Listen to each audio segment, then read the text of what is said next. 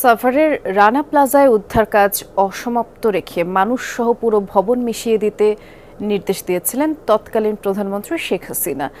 তাজরিন ফ্যাশনের পড়ে যাওয়া মরদেহ পুলিশের মাধ্যমে গুম করারও নির্দেশ তিনি দিয়েছিলেন। ১১36 জন নিহতের এই মর্মান্তিক ঘটনায় জীবিত উদ্ধার করা হয়েছিল ২৪৩৮ জনকে। উদ্ধার কাজে সার্বিক তদারকির দায়িত্বে ছিল সেনাবাহিনীর ৯ম পদাতিক ডিভিশন, যার প্রধান ছিলেন সাভারের জেনারেল অফিসার কমান্ডিং বা জিওসি তৎকালীন মেজর জেনারেল চৌধুরী হাসান সারোয়ার্দী। উদ্ধার করার সময় এক পর্যায়ে প্রধানমন্ত্রী আমাকে নির্দেশ দিলেন যে অনেক তো উদ্ধার হলো, এবার চাপা দিয়ে দাও এবং এই কাজটা বন্ধ করা যায় কিনা।